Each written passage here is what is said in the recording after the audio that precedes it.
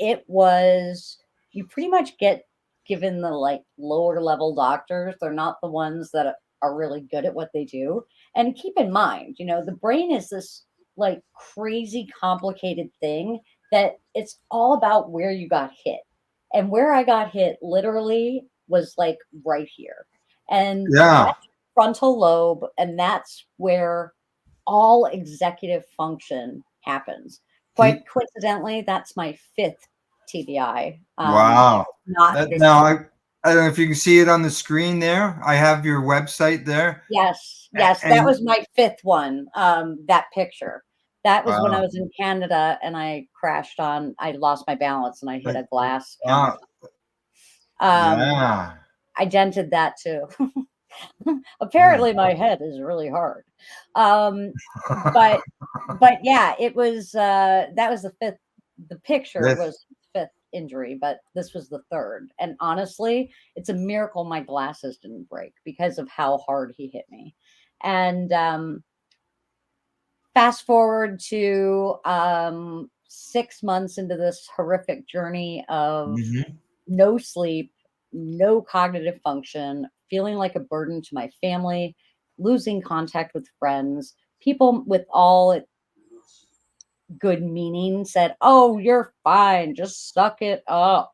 Oh yeah. Everybody Oh, has headaches." And that's the then when you're, invisibleness. yes, and then when your doctor says, "Well, your scans are just fine. We don't see anything." Well, guess what? You might not see anything. They call it an MTBI, mild traumatic brain injury. But Alan, Tamara, there's nothing mild about MTBI. Let me assure you, every aspect of my life was impacted.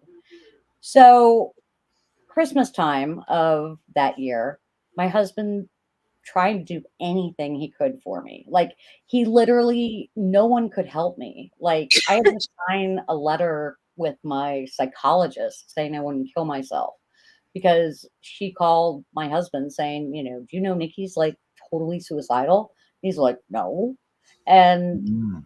but like I talked about it just so flippantly and so like, yeah, I'm done. I'm checking out. Like, and the only thing that kept me going, Tamara, back to our dogs, was my dogs because I didn't know who could possibly take as good of care of them as I do. Mm. Yep. And even injured, like I forgot to feed them. I forgot to change their water. I mean, my husband literally had to become my full-time caregiver. Yeah. So, what do I like to do? I like to gamble. And so he got me a trip to Las Vegas.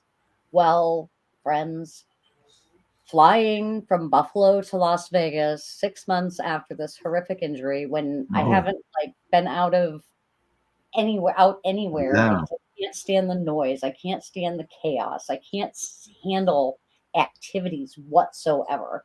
And so where do we go? We go to Las Vegas.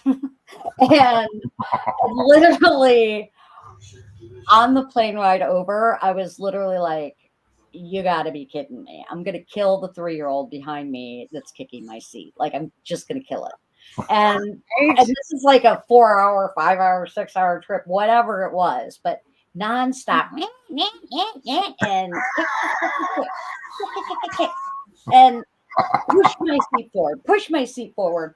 So my husband changed places with me because like I'm gonna kill it. I'm just gonna flip and kill it. And I have zero patience Yeah. whatsoever. Especially So when we it's get not to the yours. hotel. Huh? So we get to the hotel and I'm fit to be tied. Like, just the airport, waiting for the luggage. Everything was just too much for me. And normally, like, I just plug into a slot machine, pop in a few 20s, and just wait for the luggage. In this case, I was literally sitting with my hands like this over in the corner. And